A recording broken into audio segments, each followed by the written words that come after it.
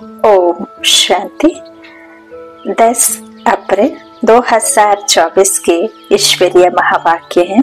आज के साकार मधुर मुरली का सार।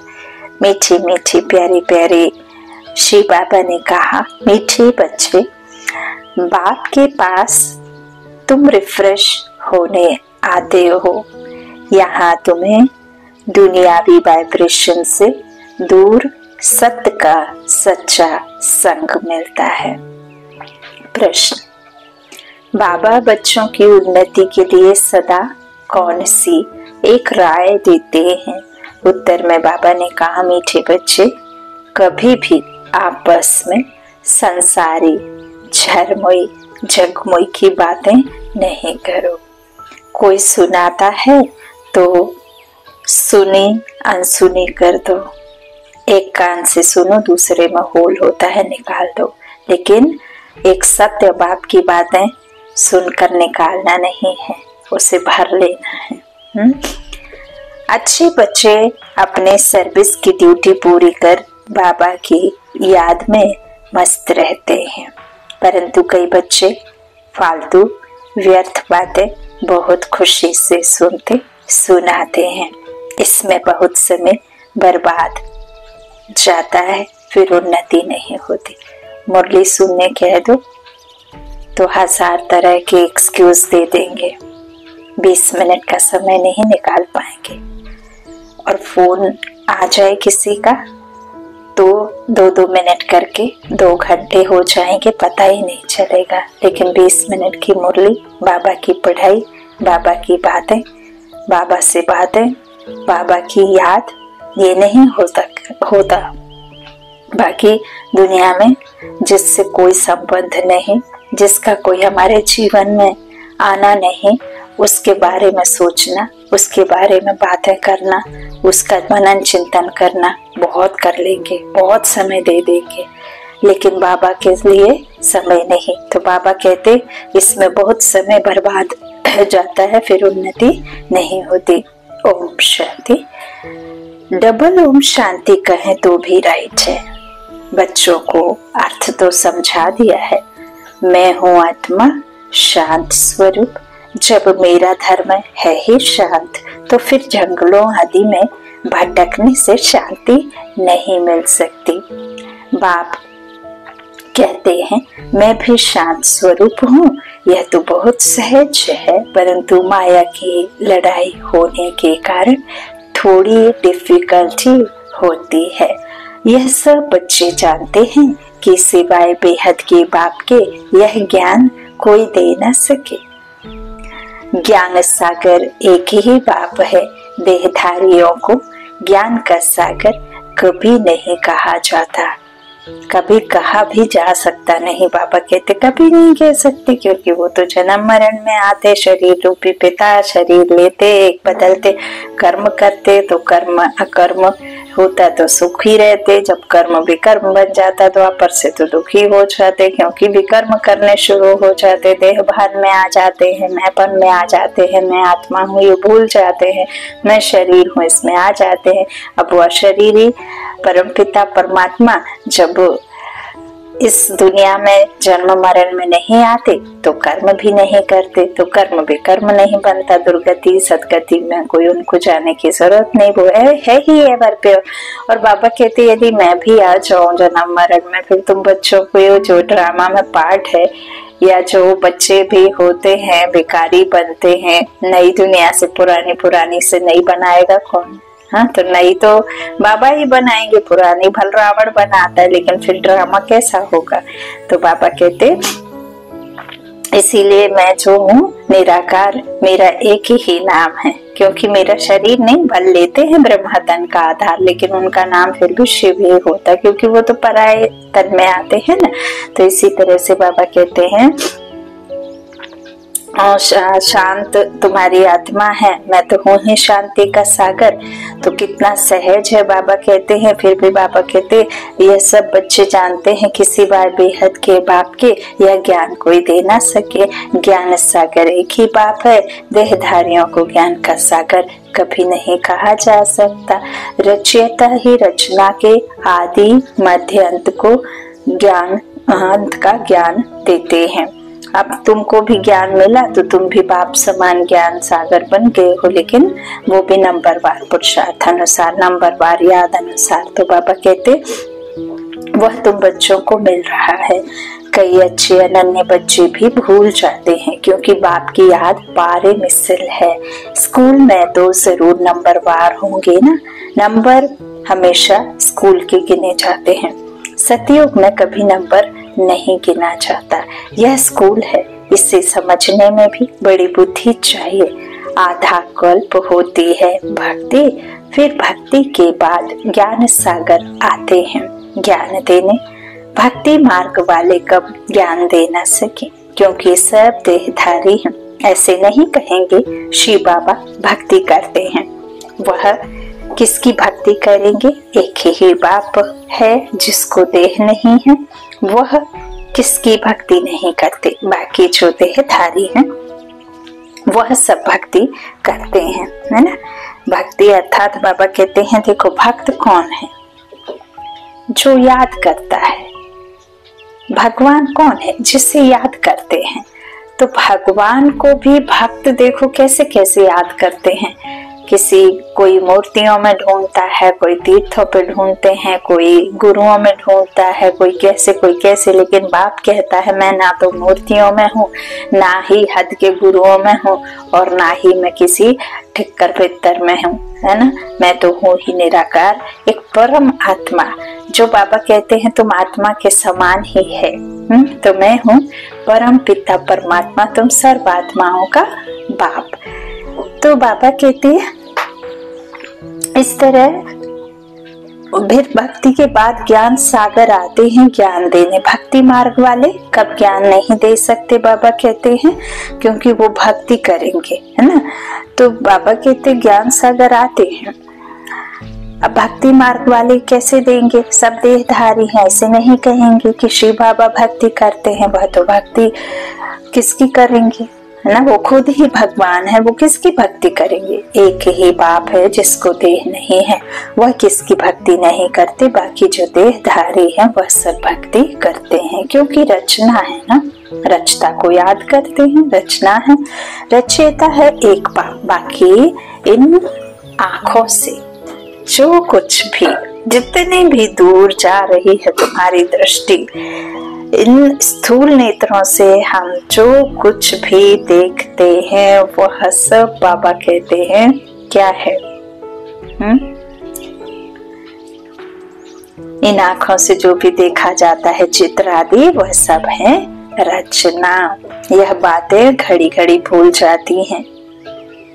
अब चाहे भक्ति में हमने जड़ चित्रों के आगे अपने ही अनुज के सामने मांगा, लेकिन हम जानते नहीं थे कि वो होकर के गए जो देवी देवता सतयुग में रहते, वो उन जड़ चित्रों के फिर हम पुजारी बन जाते, पूज्य से पुजारी बन जाते हैं ना। तो पूर्वज आत्मा, कुल देवी कुल देवता कहते ना, तो वो हमारा क्या है? कुल है ना।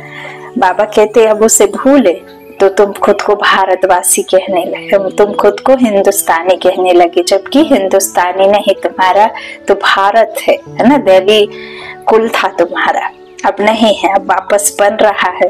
तो बाबा कहते हैं रचना याद करती है रचता को।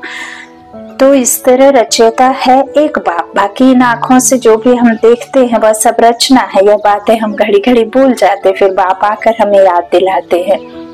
बाप समझाते हैं तुमको बेहद का वर्षा बाप बिगर तो मिल ना सके। बैकुंठ की बादशाही तो तुमको मिलती है। 5000 वर्ष पहले भारत में इन्हों का राज्य था, लक्ष्मी नारायण का। 2500 वर्ष सूर्यवंशी चंद्रवंशियों की राजधानी चली, जिसमें सूर्यवंशी के घराने के महाराजा महारानी और चंद्रवंशी के घराने के रानी राजा राम और सीता, और वहां लक्ष्मी नारायण। तो 14 कला में फिर राम सीता का राज्य आ जाता है, चंद्रवंशी कहते उसे। तो बाबा कहते आधा कल्प चली, 2500 वर्ष ना। तुम बच्चे ही जानते हो यह तो कल की बात है, सिवाय बाप के और कोई बता न सके। पतित पावन वह बाप ही है, समझाने में भी बड़ी मेहनत लगती है। बाप खुद कहते हैं, कोटों में कोई समझेंगे, यह चक्र भी समझाया गया है। यह सारी दुनिया के लिए नॉलेज है। सीढ़ी भी बहुत अच्छी है, फिर भी कोई गुर्र गुर्र करते हैं। बाबा ने समझाया है, शादी के लिए हॉल बनाते हैं, उनको भी समझाकर दृष्टि दो, आगे चलकर सबको यह बातें पसंद आएंगी। तुम बच्चों को समझाना है, बाबा तो किसके पास नहीं जाएंगे। भगवानवाच, जो पुजारी हैं उनको कभी पूज्य नहीं कह सकते। कलयुग में एक भी कोई पवित्र हो ना सके, फिर भले वो बचपन से ही क्यों ना पवित्रता को धारण करके निर्विकारी रह रहे हो, लेकिन माँ के कोख से तो उन्होंने जन्म लिया है, तो फिर बाबा कहते उन्हें कैसे कह सकते, वो पतित दुनिया के ही हैं, क्योंकि उनका देह पतित है। तो इस तरह बाबा कहते हैं कोई भी यहाँ पवित्र हो न सके। पूज्य देवी देवता धर्म की स्थापना भी सबसे ऊंच जो पूज्य है वही करते हैं। आधा कल्प है पूज्य, फिर आधा कल्प पुजारी होते हैं। इस बाबा ने ढेर गुरु किए। ब्रह्मा बाबा ने 12 गुरु किए, और 12 गुरु को ही क्यों छोड़ दिया, क्योंकि जिससे उनको एक चाहत थी, ईश्वर की प्राप्ति। और जब उनमें वो दिखाई नहीं दिया, उनको सच्चाई उनके अंदर नहीं दिखाई दी कि ये सदगति कराने वाला तो गुरु हो ना सके, तो कुछ ना कुछ जब उनके अंदर में ऐसा कुछ दिखाई दिया तो उन्होंने फिर 12 के 12 गुरु छोड़े। फिर जब गंगा के किनारे बैठे थे तब फिर उनको साक्षात्कार पहले विनाश का हुआ और फिर स्थापना का हुआ। विनाश का हुआ तो फूट फूट करके रोए कि हाहाकार मचा है, चारों तरफ खूने नाहक नदियां बह रही हैं, कैसे मर रहे हैं, कैसे होलसेल में जा रहे, कैसे विनाश हो रहा है सृष्टि का, तो बहुत दुखी हुए। फिर जब उनको स्थापना का साक्षात्कार हुआ तो बहुत खुश हुए, और फिर उन्होंने सेकंड्स में छोड़ भी दिया, है ना, गदाई छोड़ राजाई लेनी है, तो फिर सब कुछ छोड़ दिया। तो बाबा कहते हैं कि इनको भी मैंने ही बताया, फिर लेकिन भूल भी गए, क्योंकि फिर कैसे कहते हैं ना कि वृंदावन में रास रचाने के टाइम रात में यदि कोई वहां रहता है तो वहां पे फिर अंधा हो जाता है या आइस चले जाते हैं। तो ऐसे ही जब बाबा उनको साक्षात्कार कराते हैं विनाश का, स्थापना का, तो वो भूल जाते हैं, क्योंकि उन्हें याद रहेगा तो फिर सही रीति वो पढ़ाई कैसे पढ़ेंगे, उनकी आत्मा प्योर कैसे बनेगी यदि वही सब उनके मन में चलता रहेगा। तो बाबा कहते हैं उन्होंने भी गुरु किए, ढेर गुरु किए थे। अभी समझते हैं गुरु करना तो भक्ति मार्ग था। जब उन्हें यह बात समझ आई, ज्ञान में आकर के बाबा ने जब ज्ञान दिया, उनकी आत्मा ने सुना, तो फिर बाबा ने कहा कि ये तो भक्ति मार्ग था। अभी सतगुरु मिला है जो पूज्य बनाते हैं, सिर्फ एक को नहीं सबको बनाते हैं, है ना, कोई एक को तो नहीं बनाते, सबको बनाते हैं। आत्माएं सबकी पूज्य सतो प्रधान बन जाती है, अब तो तमो प्रधान पुजारी हैं। यह पॉइंट्स समझने की हैं। बाबा कहते हैं कलयुग में एक भी पवित्र पूज्य नहीं हो सकता है, सब विकार से जन्म लेते हैं। रावण राज्य है, यह लक्ष्मी नारायण भी पुनर्जन्म लेते हैं, परंतु वह है पूज्य क्योंकि वहां रावण ही नहीं। अक्षर कहते हैं, परंतु राम राज्य कब और रावण राज्य कब होता है यह कुछ भी पता नहीं है। इस समय देखो कितनी सभाएं हैं, फलानी सभा, कहाँ से कुछ तो मिला हो, कुछ तो बाबा कहते मिला तो एक को छोड़ दूसरे तरफ चले जाते हैं, है ना। इतना दुखी है, परवश आत्माएं हैं, अशांत आत्माएं हैं, और उनको दुख छुड़ाना है, और दुख से छूटने के लिए वो हर एक उस परिस्थिति को क्रॉस करने के लिए जो जैसा बताता है, जो जैसा उपाय देता है, वो उस उपाय पर चल पड़ते हैं, फिर चाहे वो कैसा भी हो, है ना। सच्चाई तो होती नहीं है, शांति या कंट्रोल इस जनसंख्या पर या किसी भी प्रकार की, जो भी बाबा कहते हैं कि ज्ञान के द्वारा आपको सच्चाई पता चलती है, तो वो हद के उससे ड्रामा से नहीं समझ में आएगी। बाबा कहते गवर्नमेंट कितने भी बड़े बड़े सेमिनार कर ले, कितने भी बड़े बड़े आम सभा बुला करके बैठ जाए, शांति पाठ करा ले, चाहे कितना भी तरह के यज्ञ कर ले, लेकिन अब सरकार नहीं संस्कार बदलेगी दुनिया। तो संस्कार जब स्व में आएंगे तब तो फिर विश्व में आएंगे, है ना। तो स्व परिवर्तन से विश्व परिवर्तन है। बाबा कहते हैं प्रकृति जो है ना परिवर्तनशील है, तो अच्छा बुरा, बुरा अच्छा, सुख दुख, दुख सुख, ये चलता ही रहता है। और ये जो भी ड्रामा बना है चाहे कैसा भी हो, ये ड्रामा बाबा कहते हैं एक्यूरेट है ना, हूबहू वही रिपीट हो रहा है। हद के ड्रामा में फिर भी आप बाबा कहते हैं चेंज कर सकते हैं, करेक्शन कर सकते हैं, लेकिन इस ड्रामा में किसी प्रकार का करेक्शन कर नहीं सकते। इसीलिए जो है जैसा है उसे हमें देख करके किसी भी प्रकार का प्रश्न नहीं करना, और बाबा की श्रीमत पर तो बिल्कुल भी नहीं। तो बाबा कहते इस समय देखो कितनी सभाएं हैं, फलानी सभा इस तरह से, तो कहाँ से कुछ मिला तो एक को छोड़ दूसरे तरफ चले जाते, क्योंकि सुख की आस है ना, लेकिन मिलता कुछ नहीं। तो तुम इस समय पारस बुद्धि बन रहे हो, पत्थर बुद्धि से पारस बुद्धि। फिर उसमें भी कोई 20% बने हैं, कोई 50% बने हैं। बाप ने समझाया है यह राजधानी स्थापन हो रही है, अभी ऊपर से भी बची हुई आत्माएं आ रहे हैं। सर्कस में कोई अच्छे एक्टर्स भी होते हैं तो कोई हल्के भी होते हैं। यह है बेहद की बात। बच्चों को कितना अच्छी रीति समझाया जाता है। यहाँ तुम बच्चे आते हो रिफ्रेश होने के लिए, ना कि हवा खाने के लिए। कोई पिकनिक स्पॉट तो है नहीं कि पिकनिक मना के आ जाओ चले जाओ। बाबा कहते मधुबन का मतलब होता ही है मन को मधु सा बनाना, मीठा बन जाना, है ना। सुख देना, सुख देना, सुख देना, दाता भाव आ जाना, बाप समान बन जाना, बाप की श्रीमत पर चलना, अपने मन को कैसा बना लेना है, तो वो है मधुबन, है ना। भगवान की धरणी सबसे प्योर पवित्र जगह, तीर्थ बाबा कहते हैं, चारों धाम।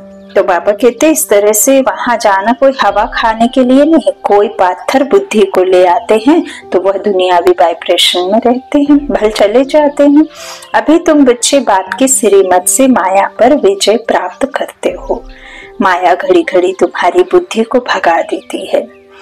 यहाँ तो बाबा कशिश करते हैं, है ना। जब बाबा के सेंटर में या बाबा मधुबन में बुलाते हैं, जब जाते हैं तो वहां बाबा के वाइब्रेशन कितना पावरफुल होता है। देखो इतने बड़े हॉल में कितने मनुष्य आत्माएं बैठे रहते, कितने बाबा के बच्चे बैठे रहते हैं, लेकिन पिन ड्रॉप साइलेंस रहता है वहां पे जब बाबा के चलते हैं। ज्ञान की बातें बाबा के निमित्त फरिश्ते बच्चे जब कोई भी किसी भी प्रकार का महावाक्य सुनाते हैं तो वहां देखो सांस की भी आवाज आती है ना, सुनाई देती है। इतना साइलेंस पावर किस में है। आप और दुनिया के किसी भी संसार के किसी भी कोने में चले जाएं तो 4 लोग यदि आपको ऐसे दिख जाएं जो साइलेंस अवस्था में घंटों बैठे रहें तो ये तो असंभव है, हो ही नहीं सकता। लेकिन मधुबन में ये पावर है। वो पावर किसका है? मनुष्यों का नहीं है, वो भगवान का पावर है, शांति के सागर का पावर है, शक्तिशाली बाप का पावर है। तो इतना वाइब्रेशन है वहां। बाबा कहते तो वहां बैठे तो कशिश करते हैं, बाबा कभी भी कोई उल्टी बात नहीं करेंगे। बात तो सत्य है ना। तुम यहाँ संत के संग में बैठे, सत्य के संग में बैठे हो, दूसरे सब असत संग में हैं। उनको सत्संग कहना भी बड़ी भूल है। तुम जानते हो सत्य एक ही बाप है। मनुष्य सत्य परमात्मा की पूजा करते हैं, लेकिन यह पता नहीं कि हम किसकी पूजा करते हैं। बल्कि कितना भी उन पर चढ़ावा चढ़ाते हैं, जल, दूध, दही, शक्कर, ये तो सब सफेद है, तो वो आत्मा का ही प्रतीक है। आप कोकोनट भी तोड़ो तो अंदर देखो प्योर ना आत्मा ही निकलती है। आप दही को ले लें तो प्योरिटी है, शक्कर को ले लें प्योरिटी है, घी है प्योरिटी है। तो जो कुछ भी हम उस पे ये कहते हैं कि अभिषेक चल रहा है, तो परमात्मा कहते हैं तुम ये देह भान, देह रूपी चमड़े को उतार कर अपना जो प्योर है, अंदर एक बैठी आत्मा जो अनप्योर हो गई है ना, उसकी प्योरिटी देखना है। ये जो चेहरे पर डबल मुखौटा पहना है ना, उसे उतारो, अंदर कुछ बाहर कुछ, एक समान रहो। तो जो हमने ऊपर में पहना है वो तो आप हो ही नहीं, बाबा कहते हैं, है ना। उसके अंदर जो बैठी हुई है ना वो है, तो इसे उतारना है। मन के मैल को, दूर छोड़ करके आत्मा बन करके आना है। हम तिलक लगाते हैं ना, मंदिर में जाते हैं, मस्तक टेकते हैं, सोचते हैं तो भी कर्म पर हाथ रख के सोचते। तो ऐसे बाबा कहते हैं सब कुछ प्योरिटी की बातें हैं। जो अनप्योर हो गए हैं फिर चढ़ावा भी दिखावे के लिए स्थूल चढ़ाने लगे हैं, नकली गाय नकली चीजें चढ़ाने लगे हैं। बेर चढ़ाते, बैर कहा चढ़ाने के लिए, है ना। मिठास मुख की चाहिए तो मिठाई के डब्बे लेके पहुंच गए। वस्त्र चढ़ाते हैं, जबकि ये शरीर रूपी वस्त्र का अर्पण करना होता है भगवान के सामने, तो वस्त्र लेकर पहुंच गए, है ना। बाबा कहते हैं अंदर मन में जिसके प्रति किसी के प्रति कड़वाहट है उसे निकाल करके चढ़ाना होता है। तो भगवान को ऐसे भांग धतूरा चढ़ाने लगते हैं। नशा चढ़ाना है, अपने देह भान का, अपने पैसे का, अपने परिवार का, ये सब भान चढ़ाना है। तो उसके बदले फिर ना जाने क्या क्या से हमें तोलने लग जाते हैं। तो अब तो देखो कहा कि नए मुर्दे की वो भी भस्मी चढ़ती है, जबकि एक पिता को अपने ही बच्चे के मृत शरीर का या उसकी मृत्यु का क्यों भला उसे इंतजार रहेगा। कितना बड़ा बाबा कहते हैं कि मुझे कैसा तौल रहे हैं। दाता के बच्चे ये नहीं जानते, रचता को ही नहीं जान रहे हैं रचना कि कौन है वो जिसकी मैं पूजा कर रहा हूँ। वो तो कहता है जीते जी तन मन धन से समर्पित हो जाओ, मैं मत करो। बकरी मैं करती है ना जब उसकी बलि देते हैं, तो मैंपन अर्थात तन मन धन का मैंपन, काम क्रोध मोह लोभ का मैंपन, ये मैंपन चढ़ाकर मैं आत्मा हूँ, है ना। और सब कुछ तेरा है, मैं सिर्फ यहाँ एक किरदार हूँ। मुसाफरी करने आए, जब मुसाफरी खत्म हो जाएगी तो 1 सेकंड लगता है जाने में। तो यह सब बात बैठ बच्चों को समझाते हैं, लेकिन समझ का फेर है। बाबा कहते किसकी पूजा करते हैं मनुष्य ये पता नहीं है कि हम क्या कर रहे हैं, तो उनको कहेंगे अंधश्रद्धा। आगा खां कि देखो कितने फॉलोअर्स हैं।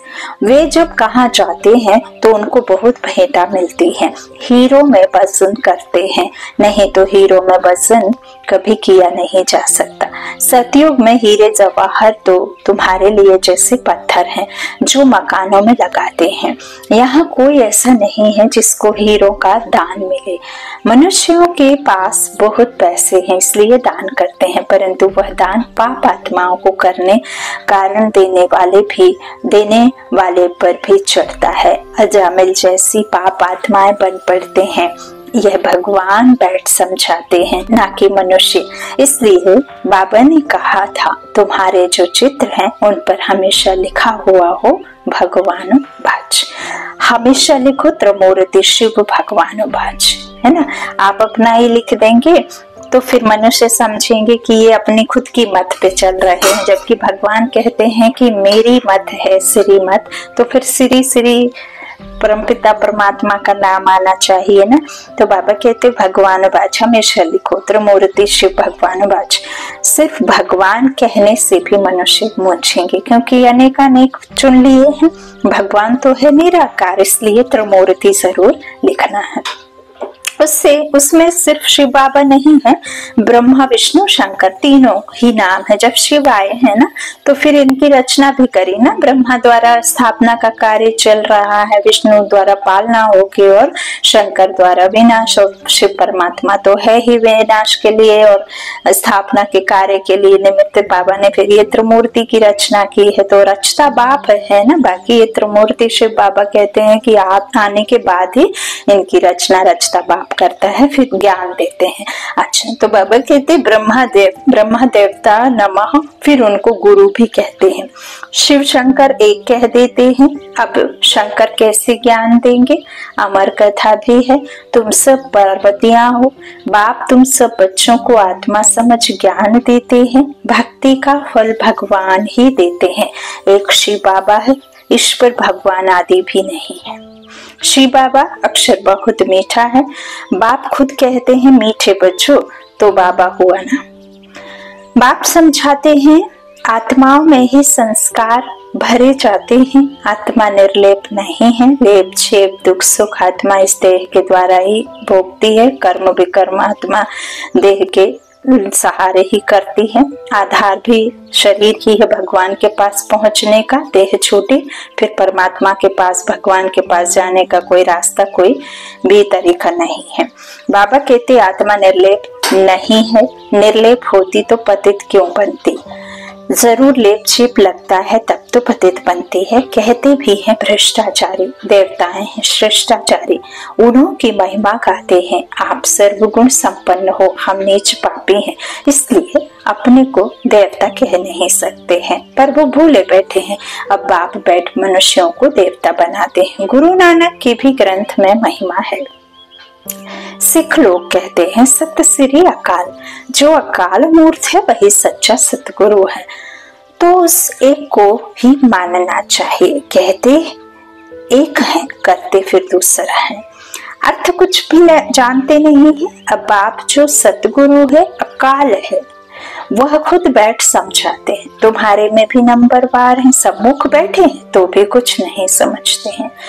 कई यहाँ से निकले और खलास। बाबा मना करते हैं, बच्चे कभी भी सांसारिक झरमुई झगमुई की बातें नहीं सुनो, जिसमें तुम्हारा अकल्याण है।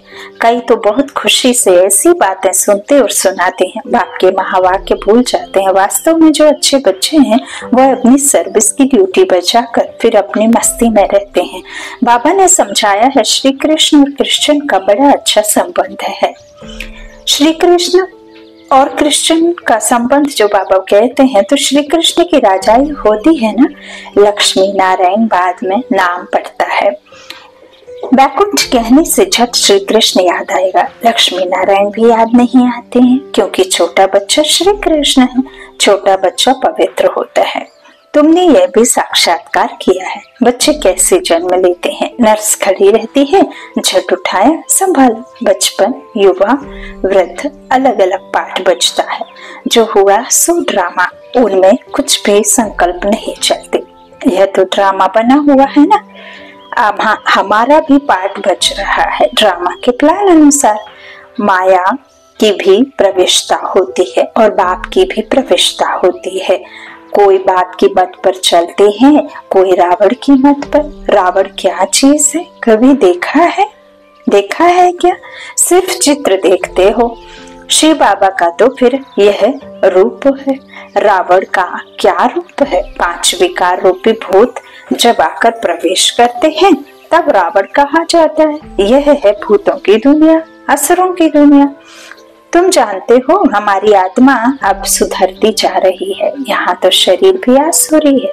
आत्मा सुधरते सुधरते पावन हो जाएगी, फिर यह खल उतार देंगे। फिर तुमको सतो प्रधान खल शरीर मिल जाएगी, कंचन काया मिलेगी। सो तब जब आत्मा भी कंचन हो, सोना कंचन हो तो जेवर भी कंचन बनेगा। सोने में खाद भी डालते हैं। अब तुम बच्चों की बुद्धि में आदि मध्य अंत की नॉलेज चक्कर लगाती रहती है। मनुष्य कुछ भी नहीं जानते हैं। कहते हैं ऋषि मुनि सब नैति नैति कर चले गए। हम कहते हैं लक्ष्मी नारायण से पूछो तो यह भी नेति नेति करेंगे, परंतु इनसे पूछा ही नहीं जाता है। पूछेंगे कौन? पूछा जाता है गुरु लोगों से। तुम उनसे यह प्रश्न पूछ सकते हो। तुम समझाने के लिए कितना माथा मारते हो, गला खराब हो जाता है। बाप तो बच्चों को ही सुनाएंगे ना जिन्होंने समझा है, बाकी औरों के साथ फालतू थोड़े ही माथा लगाएंगे, है ना। अच्छा, मीठे मीठे सीखे लदे बच्चों प्रति माता पिता बाप दादा का याद प्यार और गुड मॉर्निंग। रूहानी बाप के रूहानी बच्चों को नमस्ते। हम रूहानी बच्चों के रूहानी माता पिता बाप दादा को याद प्यार और गुड मॉर्निंग। गुड नाइट भी बाबा करते, गुड मॉर्निंग भी करते। अच्छा, धारणा के लिए मुख्य सार। पहला, सर्विस की ड्यूटी पूरी कर फिर अपनी मस्ती में रहना है। व्यर्थ की बातें सुननी व सुनानी नहीं है, सिर भी नहीं हिलाना है। कोई सुना रहा है तो नहीं सुनना। एक बाप के महावाक्य ही स्मृति में रखने हैं, उन्हें भूलना नहीं है। दूसरा, सदा खुशी में रहने के लिए रचता और रचना की नॉलेज बुद्धि में चक्कर लगाती रहे, अर्थात उसका ही सिमरन होता रहे। किसी भी बात में संकल्प ना चले, उसके लिए ड्रामा को अच्छी रीति समझकर पाठ बचाना है। वरदान, मैंपन को बाबा में समा देने वाले निरंतर योगी सहज योगी भव। मैंपन को बाबा में समा देने वाले निरंतर योगी सहज योगी भव। जिन बच्चों का बाप से हर श्वास में प्यार है, हर श्वास में बाबा बाबा है, उन्हें योग की मेहनत नहीं करनी पड़ती है। याद का प्रूफ है, कभी मुख से मैं शब्द नहीं निकल सकता, बाबा बाबा ही निकलेगा। मैंपन बाबा में समा जाए। बाबा बैकबोन है, बाबा बैकबोन है। बाबा ने कराया, बाबा सदा साथ है, तुम ही साथ रहना। खाना चलना फिरना यह इमर्स रूप में स्मृति रहे, तब कहेंगे सहज योगी। स्लोगन, मैं करना माना माया रूपी बिल्ली का आह्वान करना। बाबा बाबा कहो तो माया भाग जाएगी। मैं करना माना माया रूपी बिल्ली का आह्वान करना।